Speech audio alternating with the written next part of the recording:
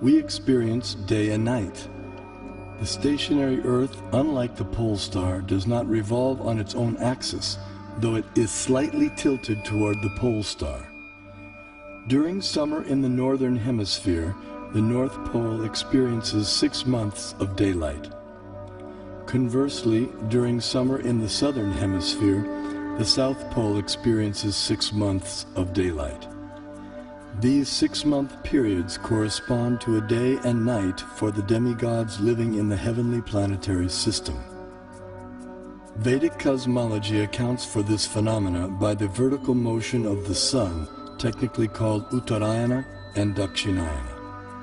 The sun moves upward on an incline for half a year and then downward for the next half. This motion produces 2 effects on Earth, namely the changing of the seasons and the varying durations of day and night. Ordinary vision sees the sun to be a mere globe of fire. However, celestial vision reveals a personality residing over the sun. His name is Vivasvan, and he rides on a golden chariot pulled by 7 divine horses at a speed of 16,000 miles per second. The chariot has 1 wheel which moves on celestial Manasottara mountain. The horizontal shaft is linked to the axial hub of the universe, Mount Meru, and the diagonal shaft is linked to the pole star. With each circular path, the wheel gradually moves laterally inward for 6 months and then outward for 6 months. Similar to the chariot's vertical motion, this lateral action fine-tunes seasonal changes on Earth.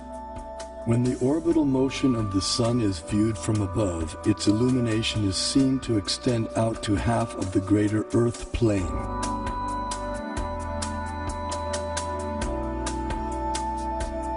During its orbit, the sun passes over the 4 cities situated in the 4 cardinal directions.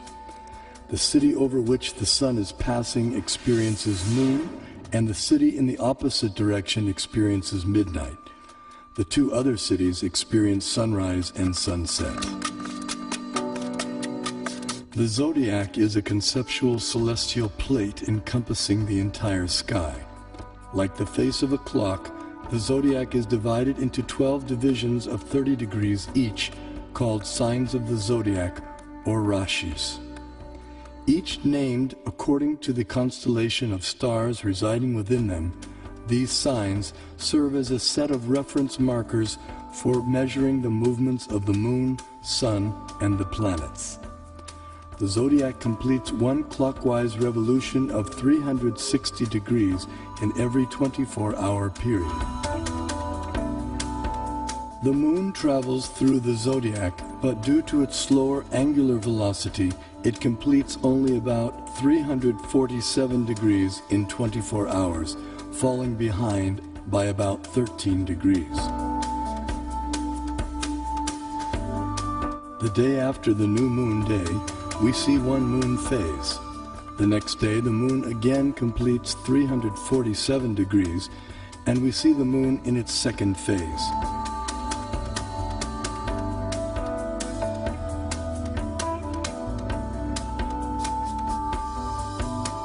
In this way, the moon appears to travel in the opposite direction through the zodiac. This is also called retrograde motion. Thus, the phases of the moon increase each day for 15 days until the full moon. Then the moon's phases decrease gradually by 1 phase each day until the dark moon night. The Srimad Bhagavatam describes the vertical positions of the planetary orbits. First above the Earth plane is the Sun at a height of 0.8 million miles. Next higher comes the Moon at 1.6 million miles, followed by the Nakshatras, 28 stars, at twice the height, then Venus, Mercury, Mars, Jupiter, Saturn, Saptarishi constellation, and then finally the pole star at a height of 30.4 million miles. Although the Sun is 0.8 million miles above the Earth plane, its horizontal distance from the Earth is much greater. Although varying with the seasons, the mean Earth-Sun distance works out to be approximately 100 million miles. 80,000 miles below the Sun is a dark or invisible planet named Rahu. When this planet comes between Earth and the Sun on the new moon day, or Amavasya, while the moon is in the same conjunction or straight line, a solar eclipse takes place. The eclipse is full for those on Earth who are situated in line with the conjunction, while others may see it partially. Similarly, when Rahu comes between the Earth and the Moon on the full moon day, or Purnima, while the Sun is in the same conjunction, a lunar eclipse takes place. This is seen by anyone on Earth who can see the Moon. The eclipse is either full or partial depending on the movement of Rahu. At least 5,000 years ago, the Vedas were able to predict eclipses precisely. This science is still used today with the same extraordinary accuracy. Science is defined as systematized knowledge of things around us.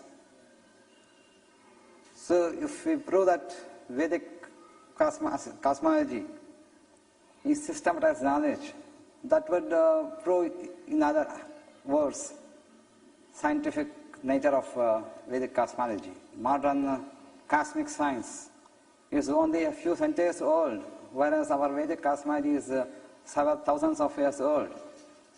So the modern science certainly cannot be a base for ancient Vedic cosmology. Vedic cosmology presented from the Vaishnava point of view and as based on the Vedas, we will find appreciation by real scientists because it has its own scientific basis. Science has always changed. Over the centuries, one theory after the other has come and replaced the former theory. And what is prevalent, everyone has accepted. But Vedanta doesn't change. Do you say that these modern scientists have found out everything in this universe? They have not explored all the possibilities in the field of cosmology.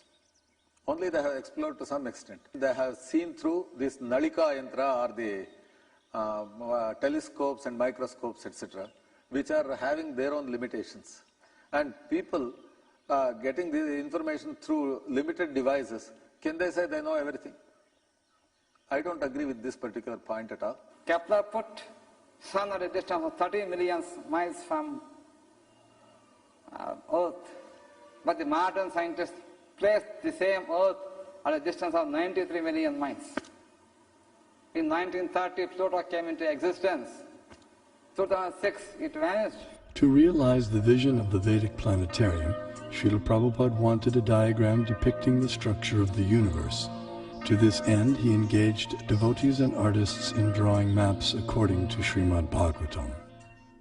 Those three, and I was doing maps. We had some big pieces of paper, and after this, I was there for discussions, and I would take some notes, and then try to make these maps. They were present sometimes while I was making the maps. Other times, I would make the maps on my own, and I only think there were about 3 or 4 maps of Bhumandala. But so I made this one big map. One of the maps was the concentric overview of Bhumandala. Simultaneously, Srila Prabhupada sent out leading students to find a competent Vedic astronomer. After extensive searching throughout India, finally on April 30th, 1977, a reputed South Indian pundit was brought to Bombay, India to meet Srila Prabhupada. In the 5th canto, there is a description of the planetary system. Yes. So we want a diagram. Yes. So kindly help us. This planetary system is hanging. Yes. Urdhva Mula Dosaka. Same thing is explained in the Srimad Bhagavatam. But how it is hanging and where at different situation of the planets and plateaus and hills. So as far as the book is concerned, kindly make a diagram so that we shall exhibit. Because I'm not able to prepare the diagram, some other things. And during that summer of 77, Prabhupada had a lot of meetings with him and Tamal Krishna Maharaj to discuss how to do this Vedic Planetarium. And they actually sent people out, they tried to get people from South India. There was a lot of effort that was made, to try to get a good concept of how to present it.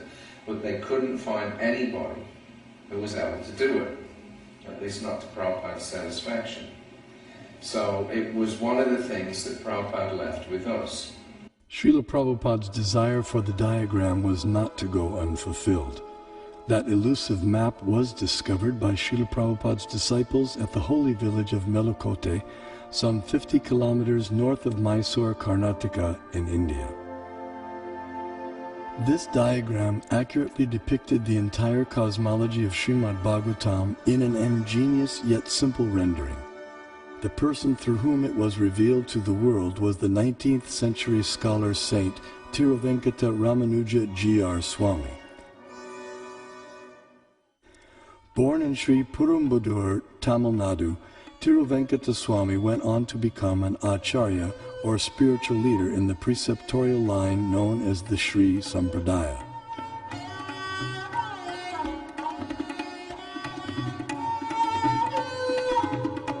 He spent several years of his life in Melukote, which 900 years earlier had been the residence place of Sripad Ramanujacharya, the most prominent acharya of the Sri Sampradaya.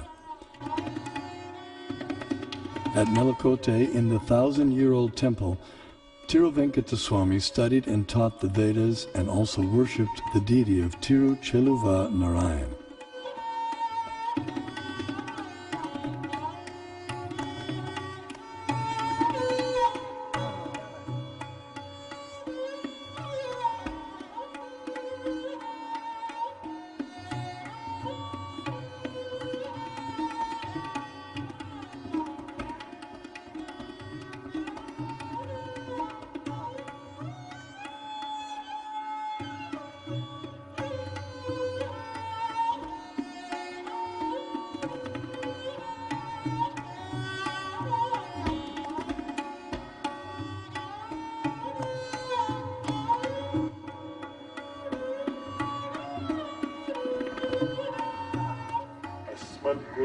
भगवतोऽस्य दयैकसिन्धोः रामानुजस्य चरणौ शरणं प्रपद्ये. One day, while studying the Mahabharata, a 5,000-year-old epic of ancient India, he came across some intriguing verses. In the 5th chapter of Jambu Kanda, Bhishma Parva of Mahabharata, it is said, Sudarshanam pravakshami dvipastu gurunandana parimandalo maharaja dvipoyam chakra samstita yato hi purusha pasye darshanam mukhamatmana evam sudarshana dvipo drishyate chandramandale dviramshe pipalastatra dviramshe cha saso maha sarvaushadhi samavayes sarvata parivarita. This Bharat Khanda is called Sudarshana Dvip, since it looks beautiful to the eyes of the onlookers. Being circular, it looks like the disk of the Lord, and it is attached to cyclic time in the form of a disk presided over by Lord Sudarshana. Bharat Khanda is in the form of a globe, since all of its 4 corners are rounded like the bale fruit. When viewed from the moon, half of Bharat Khanda appears like the rabbit and a small peepal leaf, while the other half appears in the form of a big peepal leaf, with all of them surrounded by varieties of vegetation. Pondering the verses, he became perplexed. What on earth can a rabbit and peepal leaves have to do with geography or cosmography? As he sought to understand their meaning, he contemplated, meditated, and prayed.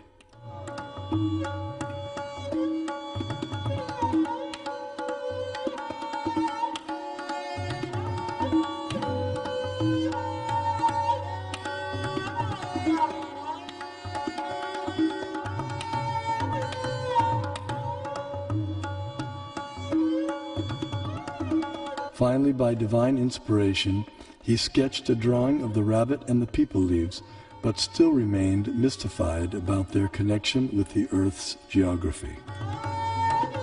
Suddenly it dawned on him that if the drawing was turned upside down, the rabbit perfectly corresponded with Europe, Asia, and Africa, while the people leaves corresponded with North America, South America, and Australia. These continents comprise our Earth, which the Mahabharata calls Bharatkhanda. Vishnu Purana also describes the Earth as Bharatkhanda and gives its diameter as 8,000 miles. The Earth is also referred to by the name Bharatkhanda in the invocation Sankalpa mantra chanted by Brahmana priests since time immemorial up until the present day. Jambudvipe Bharatavarshe Bharatakande Meroho Dakshine Pash. Vedic cosmology gives descriptions of the entire cosmos, including its subtle features. Perception and access to these subtle features, however, requires karmic qualification. Consequently, much of the cosmos described earlier, as well as parts of the cosmography about to be described, are imperceptible and inaccessible to us earthly inhabitants. Bharatkhanda is one of the 9 islands of the larger and originally bow-shaped Bharatvarsha, which was divided by the sons of Sagara. Being completely surrounded by water, the islands are mutually unreachable. In the Vedas, Bharatkhanda, our Earth, is also referred to by other names such as Sudarshan Dvip, Kumarika Dvip, and Navadvip, etc.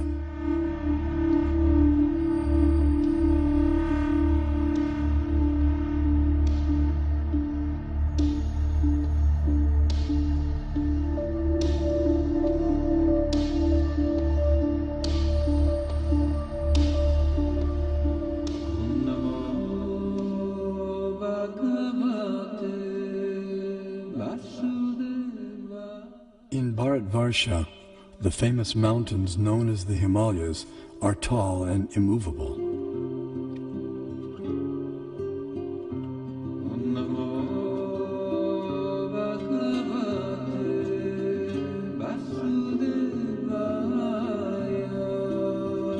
Here we find an abode of Lord Shiva, the greatest of the demigods.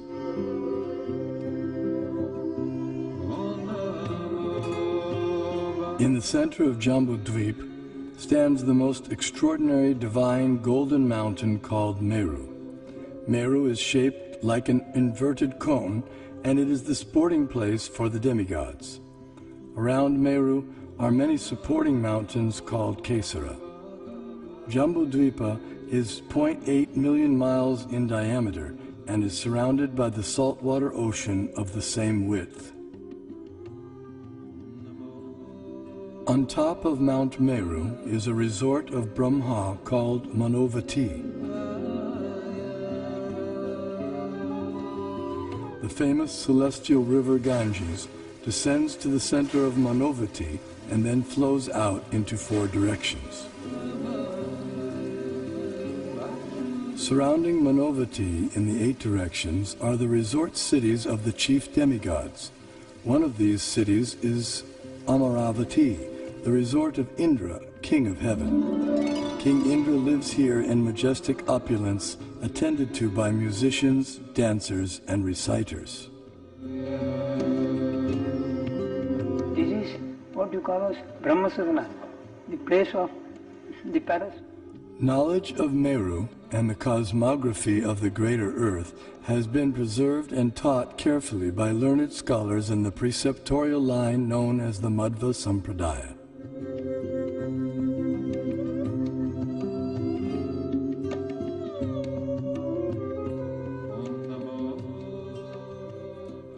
The greater earthly planetary system extends out to the edges of the universe and has a diameter of 4 billion miles. Known as Bhumandala, shaped like a lotus flower, it has 7 concentric islands and oceans with mountains.